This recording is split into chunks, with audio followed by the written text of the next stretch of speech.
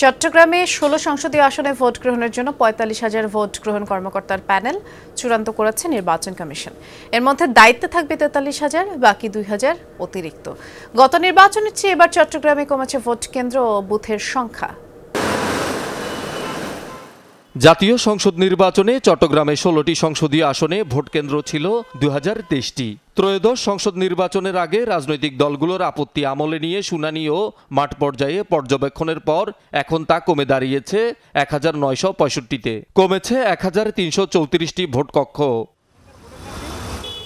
প্রকাশ করা চূড়ান্ত তালিকায় দেখা যায় ভোট কেন্দ্র ও ভোট কক্ষের সংখ্যা কমলেও এবারের নির্বাচনে ভোটার সংখ্যা বেড়ে দাঁড়িয়েছে ৬৬,১৬,৭১৩ জন। আমাদের পুরুষ ভোটার হচ্ছে চট্টগ্রাম জেলায় ১৬টি আসনে টোটাল হচ্ছে ৩৪,৩৬,৬৮৫ জন, আর নারী ভোটার হচ্ছে ৩১,৭৯,৯৫৮ জন। নারী ভোটারের সংখ্যা কম, পুরুষ ভোটারের সংখ্যা বেশি। চট্টগ্রামের ১৬টি আসনের জন্য এরই মধ্যে ভোট গ্রহণ কর্মকর্তার তালিকাও প্রস্তুত করেছে কমিশন। মোট কর্মকর্তার সংখ্যা ৪৩,০০০ হলেও তালিকায় রাখা হয়েছে ৪৫,০০০ জনকে। ৪৩,০০০ ভোট গ্রহণকারী কর্মকর্তার প্রয়োজন রয়েছে, 10% অতিরিক্ত সহ। আমরা ইতিমধ্যে প্রায় ৪৫,০০০ কর্মকর্তাদের তালিকা আমরা সংগ্রহ করেছি।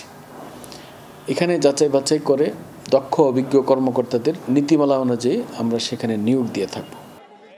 তবে কিছু কেন্দ্র নিয়ে রয়েছে অসন্তোষ। প্রতিষ্ঠানকে না জানিয়ে চট্টগ্রামের শোলকবহর এলাকার জামেয়া মাদানিয়া মাদ্রাসায় ভোট কেন্দ্র করার প্রতিবাদে মানববন্ধন করেছেন শিক্ষক শিক্ষার্থীরা।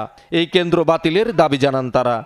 সবাই আবাসিক গুণাগার ছাত্র, এখানে যাবো কোথায়? এতিম ছাত্র, গরিব ছাত্র, এগুলো যাবো কোথায়? 3 দিন আগে বন্ধ হয়েছে, 3 দিন পর আবার সজিব এগুলো যাবে কোথায়? ১,০০০ টাকা দেবে এগুলো। আমরা মনে করি কোনো না কোনো একটা রাজনৈতিক দলের সাথে উনি প্রভাবিত হয়ে এখানে ভোট কেন্দ্র করার জন্য উনি বারবার করতেছেন। শহীদুল সুমন, যমুনা নিউজ, চট্টগ্রাম। মা, পিম্পল 5 দিনেই চলে যাবে। যাবে না মা। যাক, নিমের 5 অংশের পাওয়ারে 5 দিনেই দূর হবে পিম্পল। হিমালয়া পিউরিফাইং নিম ফেস ওয়াশ।